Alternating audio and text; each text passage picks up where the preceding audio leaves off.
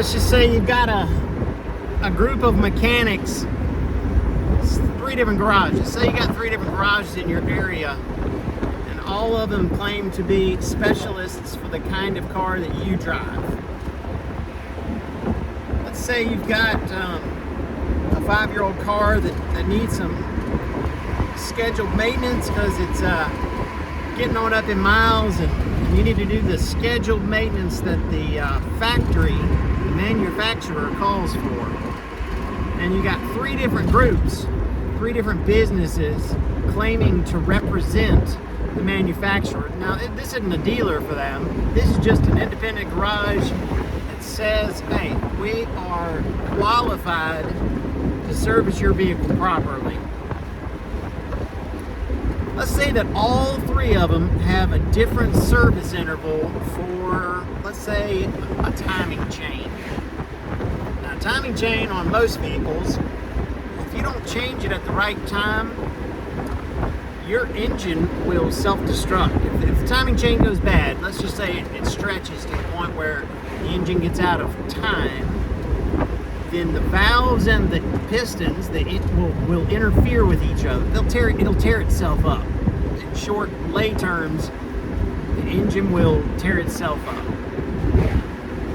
Let's say you got three different groups, three different businesses in your area saying that they can all service your car to the specifications of the manufacturer.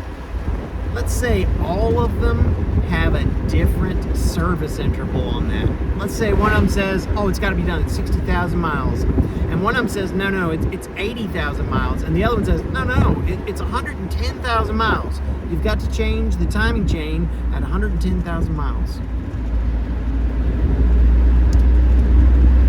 Even if only one of them has it right, even without knowing which one of them is right, what you can know, not all of them are right. They can't all be right. There is a service interval. There is a hard answer on how often you need to change that timing chain. And they can't all be right. The same thing is the case with your soul. You are a soul. You're riding around in a temporary flesh vessel.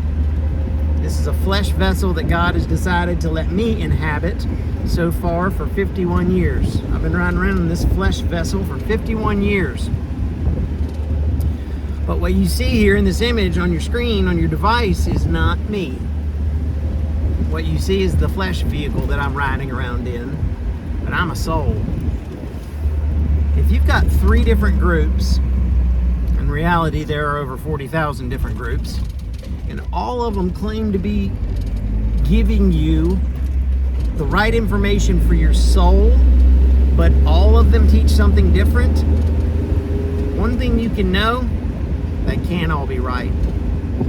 If they're all teaching something different, then either all of them are wrong or only one of them is right. If they teach different things, can't more than one of them be right. More than one of them can't be right. It can only be 1 or 0. Look, y'all, there's just one church. Just like there's one God, just like there's one Jesus, just like there's one faith, Ephesians 4, there's just one church, one way of salvation in that one church. And groups that all teach opposed to each other, they're not teaching the truth. They can't all be teaching the truth. That church of your choice, man, that's a pipe dream. It doesn't work. You're going to have the church of Jesus' choice. Jesus has commanded that we try the spirits because many false prophets are gone out into the world. That's 1 John 4:1. We're commanded to prove all things. I can't remember that book, chapter, verse. I think it's 2 Thessalonians 5:12. It might be 1 Thessalonians 5:12. It's one of those. You should test me. Like that 2 John, like that 1 John 4:1. Test me. Check me. Go behind me. The Berean Jews were called more noble for doing that. In Acts 17:11, they were called more noble for doing that. Look, you need to do that with what you're being taught in those assemblies where you are. Don't take anybody's word for it. That includes mine.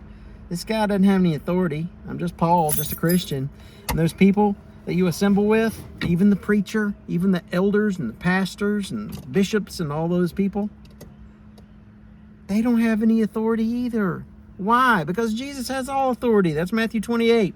So try the spirits. If you find that some group is teaching different from the group that you're worshiping with, different ways of salvation, look them both up, what they teach. If you find both of them to be in opposition to what the Bible teaches, leave them all behind. Come find the Lord's church. Let me point you to it. Yep. The one church of the Bible still stands because Jesus promised so. Upon this rock I will build my church, and the gates of hell shall not prevail against it. That's Matthew 16:18. That's Jesus talking, having all authority. He said it. I believe him.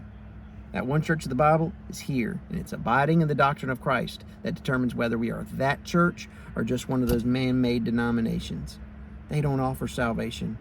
Only Jesus does, and he only offers salvation in his church. You're going to have to be added to it if you want to seek salvation. That's the only way.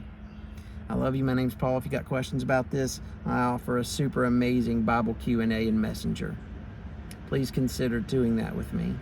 Yep, hit me up in Messenger. Got an amazing Bible Q&A. I give you questions that are parts of verses with a blank space. You go read that book, chapter, verse designation that is cited, and then you find out God's answer to those questions. It's amazing. God teaches you directly. Yep, using his word. I'm just over here on the sidelines going, look at that answer. Oh, look at that answer. It's not me teaching you. It is God teaching you. It's amazing. It's a Bible Q&A. Hit me up in Messenger and we'll get down to it. My name is Paul Mays. I'm a servant. I'm a Christian, and I would love to be your servant. Point you to Jesus Christ. Thank you so much for considering this. I'll see you next time.